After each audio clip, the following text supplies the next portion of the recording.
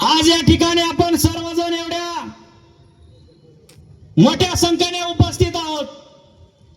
मगाशी माझ्या बहुजन बांधवांनी सांगितलं, आता जर का आपण जागा झालो नाही तर येणारा काळ आपल्याला माफ करणार नाही। हे बांधवांनो खरोखर सत्य आहे, कारण आपल्या जीवावरती आपल्या मतदानावरती हे असणारे 192 203 आमदार आहेत, त्यापैकी 155 आमदार हे कुठल्या समाजाचे हे तुम्हा सर्वांना माहित आहे।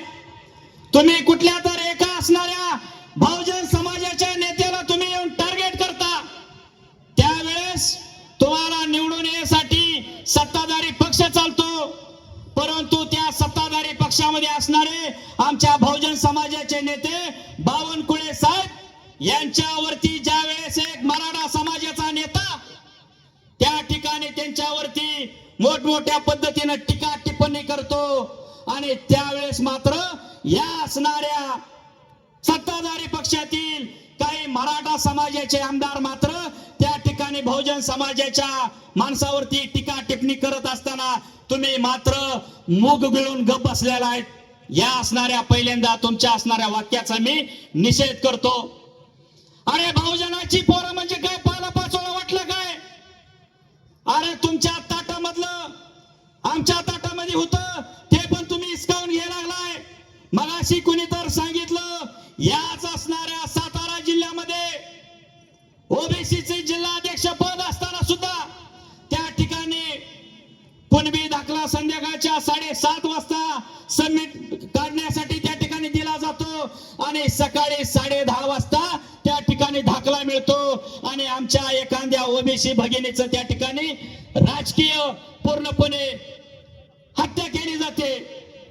आपल्यापासून एक 20-25 किलोमीटर अंतरावरती दिगंजी आटपाडी तालुक्यातील एक गाव आहे, तिथं असणारा जिल्हा परिषदेचा सदस्य आमचेच एक बहुजन समाज बांधव कुट्टे म्हणून यांनी या ठिकाणी निवडणूक लढवली, परंतु त्या ठिकाणी ओबीसीचा दाखला काढून त्या ठिकाणी असणारे आटपाडी तालुक्यातील स्वतःला मोठेपणा मोठा नेता समजणारा एक जणाने आपला पोरगा कुणबीचा दाखला काढून त्या ठिकाणी पोरगा उभा केला, आणि आमच्या असणाऱ्या ओबीसीच्या त्या असणाऱ्या मतदारसंघावरती तुम्ही कुणबी दाखला काढल्यामुळे तुम्ही निवडून आला।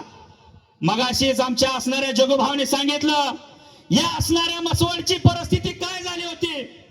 अरे आपण आजपर्यंत दुसऱ्याची चटई उचलण्यात आपलं आयुष्य घालवलं। मगाशी एका माझ्या कार्यकर्त्यानं सांगितलं, जर का आपण आपला इतिहास वाचवला नाही तर येणारी पिढी तुम्हा आम्हाला माफ करणार नाही। म्हणून मला एक सांगायचं आहे, माझा मित्र प्राध्यापक लक्ष्मण हाके सर आज तुम्हा सर्वांना मसवड मधील आणि मसवडच्या परिसरातील असणाऱ्या बहुजन समाज बांधवांना जागा करण्यासाठी येतोय। आपण या ठिकाणी झोपीचं सोंग घेतले, झोपलेल्याला कधी पण जागा करता येतं, परंतु झोपीचं सोंग घेतलेल्याला जागा करता येत नाही, कारण आपण कोणाच्या तर पायाखालचं ताटाखालचं मांजर झालोय हे पहिल्यांदा आपण आपल्या डोक्यातून काढून टाकलं पाहिजे। ज्यावेळेस आपल्या असणाऱ्या समाजावरती आघात येत असेल त्यावेळेस माझं एक वाक्य आहे, बापापेक्षा नेता मोठा नाही आणि समाजापेक्षा कुठलाही पक्ष मोठा नाही। जर का तुम्हाला खऱ्या अर्थानं ओबीसीचं हे असणारं आरक्षण वाचवायचं असेल तर जर तरची लढाई उतरणं रस्त्यावरती उतरून आपल्याला लढावं लागेल। काही मंडळी आपले कायदे तज्ञ आहेत, ते त्यांच्या पद्धतीनं कोर्टामध्ये लढाई लढते, परंतु आज आपण बघितलं मगाशी आमच्या एका कार्यकर्त्यानं सांगितलं की एक सांगोला तालुका आणि सांगोला तालुक्यामध्ये सामान्य शेतकरी मेंढपाळाच्या घरामध्ये जन्म घेतलेला हा लक्ष्मणराव आपल्या बरोबर आहे। अरे ज्या पद्धतीने प्रभू श्रीरामाबरोबर त्याचा भाव लक्ष्मण होता, परंतु या ओबीसी चळवळीमध्ये मोठा भाव म्हणून लक्ष्मण आपल्यासाठी पळतोय, तर तुम्हा सर्वांना राम होण्यासाठी काय अडचण आहे का? माझा हा तुम्हाला सवाल आहे। बोलण्यासारखं बरंच आहे, परंतु मला एक सांगायचं आहे, अरे कधी तुम्ही जागा होणार आहे?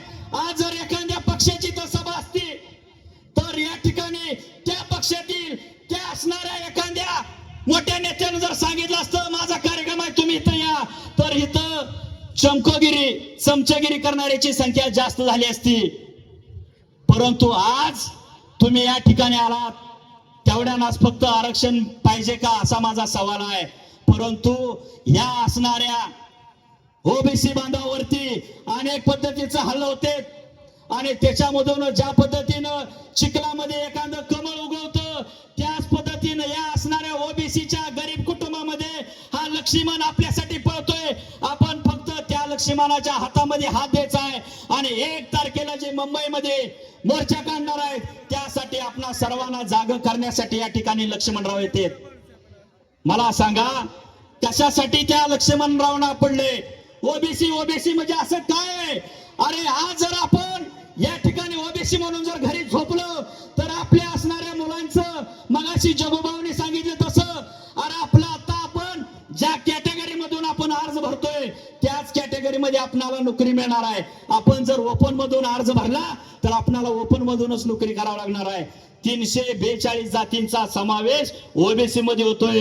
मला वाटतं या असणाऱ्या मसवड आणि मसवड पंचक्रोशीच्या आजूबाजूला बघितलं गेलं तर प्रत्येक जातीतला एक जर माणूस आला तर हे मैदान या असणाऱ्या सभेसाठी कमी पडेल असं मला वाटतंय. या ठिकाणी थोड्याच वेळामध्ये आपल्या लक्ष्मणराव हाके साहेबांचं आगमन होते. मला या ठिकाणी संयोजकाने बोलण्याची संधी दिली त्याबद्दल मी संयोजकाचा आभार मानतो. आणि येणाऱ्या 1 सप्टेंबरला जो आपलं आरक्षण बचावासाठी मुंबईत या ठिकाणी मोर्चा आयोजित केलाय त्या मोर्चासाठी आपण सर्वांनी उपस्थित राहावं एवढंच मी विनंती करतो आणि थांबतो. जय हिंद, जय महाराष्ट्र, जय ओबीसी. धन्यवाद.